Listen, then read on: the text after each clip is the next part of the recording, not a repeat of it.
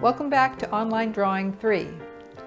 Today's lesson, the final lesson, is cross contour with a colored pencil. We're going to be working larger than life. I'm using fruit, but you can use vegetables, you can use things that are round like melons, cantaloupe, watermelon, tomatoes, even garlic would work. I'm choosing colorful objects because colored pencils are good at doing colorful, but they also, as we know from last week, work well with a monochrome palette. So you choose your items based on what you have, and I will show you a technique which is to fill the entire page, but also create a mark-making technique that will enhance our experience of the three-dimensional aspects of the objects that you're looking at. So the first thing I'm going to talk about is color.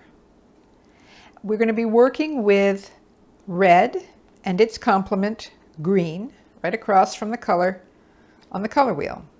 But we're also going to be working, because my pear is not exactly yellow and not exactly green, I'm going to be working with kind of a space between yellow, green, and yellow, which would include violet and red violet in there.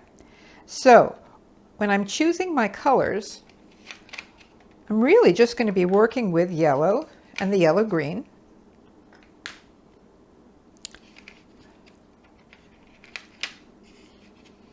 The closest thing to violet I have here, and then maybe a little bit of red mixed in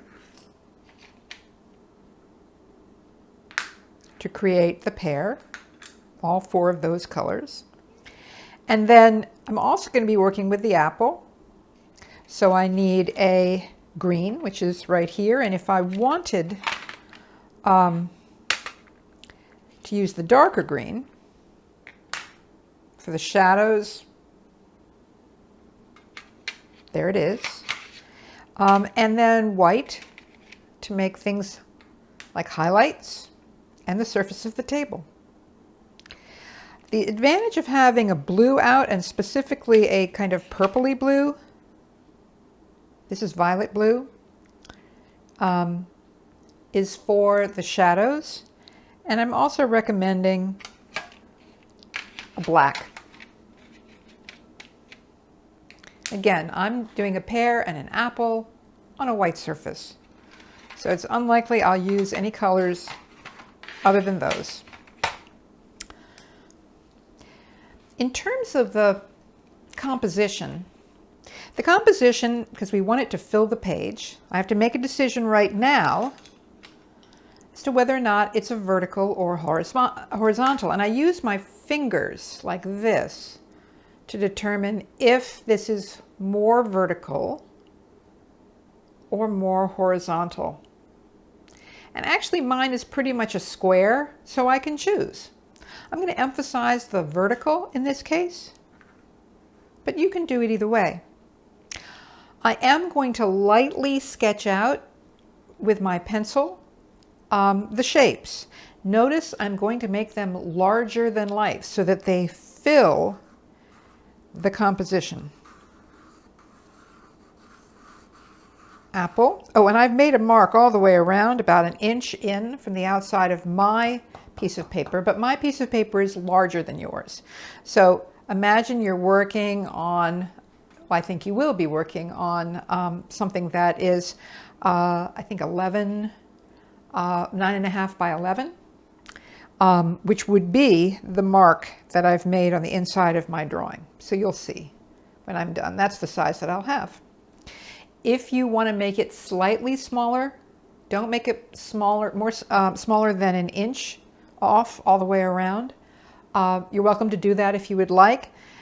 Somehow having the white around the edge makes the drawing feel finished, so you can indent it if you'd like.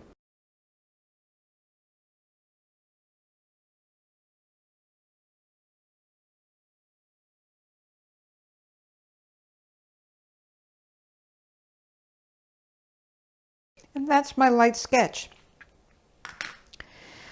Now the cross contour is one that follows the edge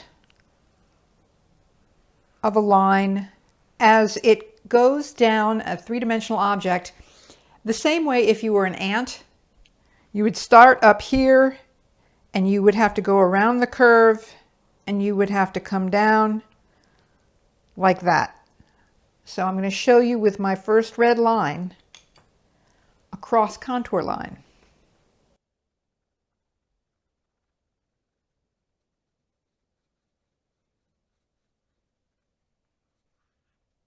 This is reminiscent of when we did pumpkins or onions, where there were lines that moved around the form.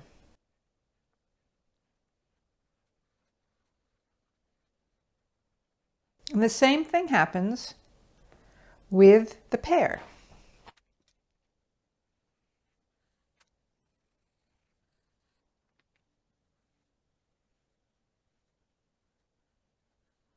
Notice I'm leaving the area that is white uncovered. For the table, there's going to be a certain amount of purpley blue and black.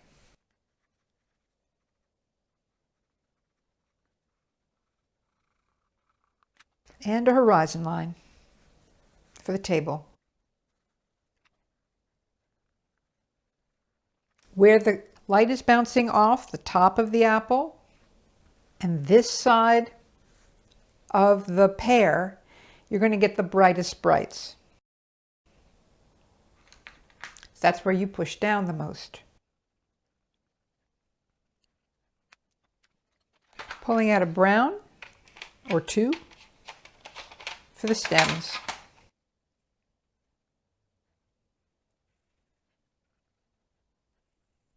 And you can use white to blend them.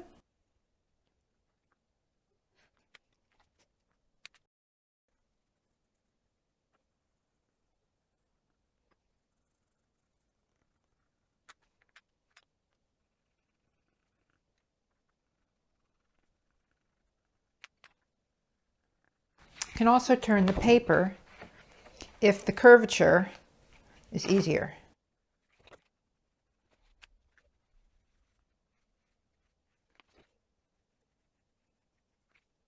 And for the shadow, you add green.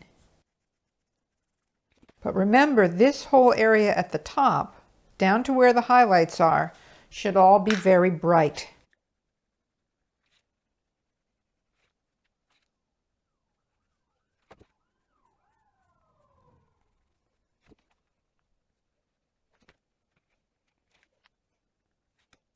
This area right here is a bit of a starburst on my apple. So some of the red has to come down and into the yellow, and sometimes the yellow bursts through.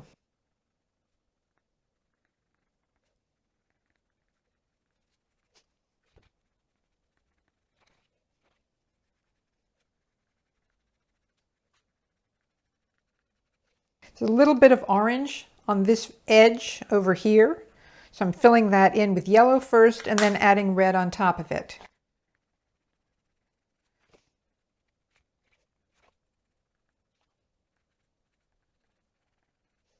There's a little bit of dark in this front area.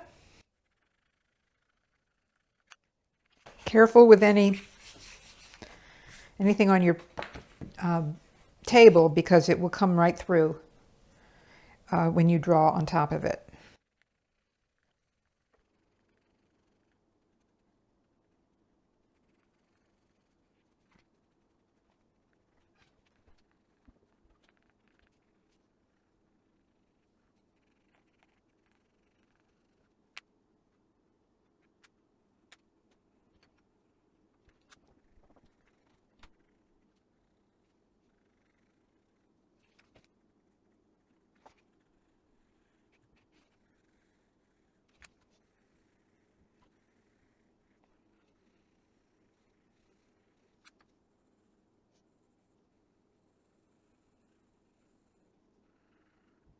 Now I'm moving on to the pear.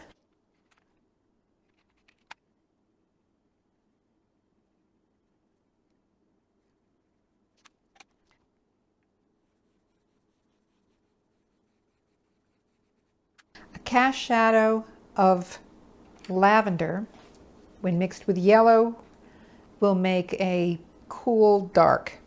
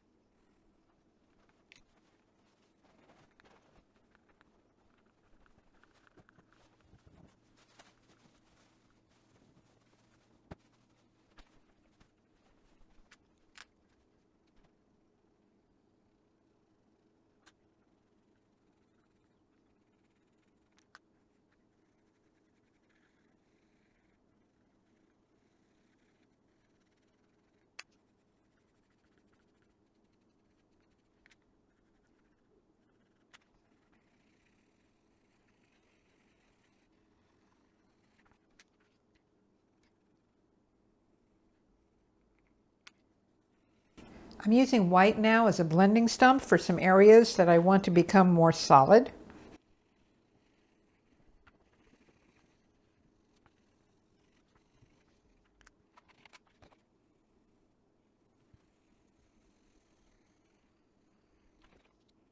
Now, even those highlights have a little bit of color. So I'm taking my white and I'm going to push it into a little bit of yellow.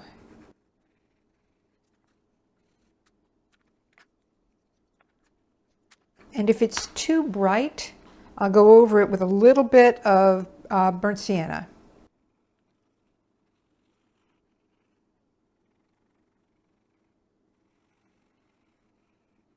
I can try and pull out some of the white too. And soften.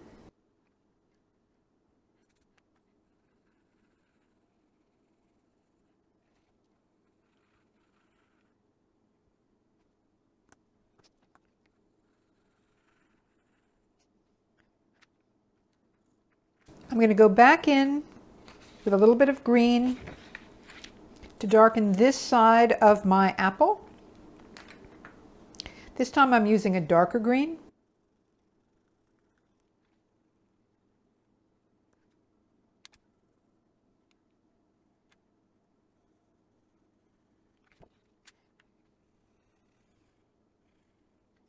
I'll give the background a little bit of a cool blue.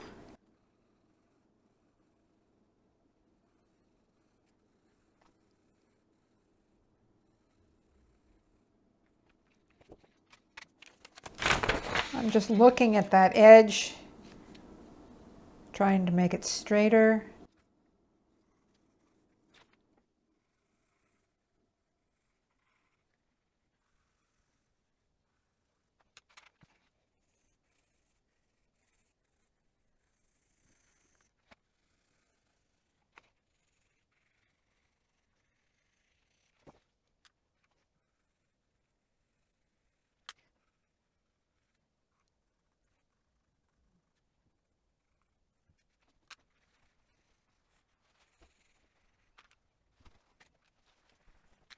And at the very end, what you want to do is use your black and make sure that the base of both items are dark, and then check the other darks to make sure they're all dark enough.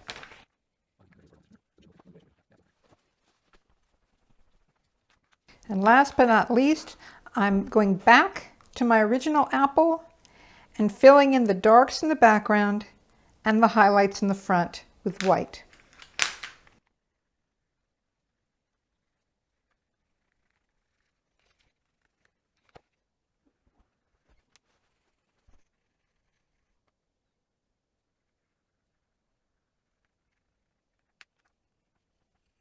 All right, so start your engines and have a great time.